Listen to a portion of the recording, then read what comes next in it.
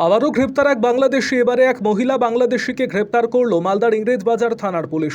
গোপন সূত্রে খবর পেয়ে ইংরেজবাজার থানার পুলিশ শহর লাগোয়া ভারত বাংলাদেশ সীমান্তের সুস্তানি মোড় এলাকায় হানা দিয়ে মহিলাকে গ্রেপ্তার করে। জানা গিয়েছে ধৃত বাংলাদেশি মহিলার নাম দেবী রানী দাস। তার বয়স আনুমানিক 20 বছর। বাড়ি বাংলাদেশের চাঁপাই নবাবগঞ্জ জেলার শিবগঞ্জ থানা এলাকায়। পুলিশ সূত্রে জানা গিয়েছে ওই মহিলা বাংলাদেশ থেকে এক আত্মীয়ের বাড়িতে এসেছিল।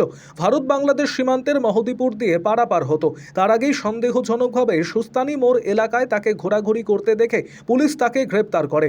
রবিবার তাকে মালদা জেলা আদালতে পেশ করেছে পুলিশ। আরও আপডেট থাকতে আমাদের ভিডিও শেয়ার ও ফেসবুক পেজটিকে লাইক করে ফলো করে দিন।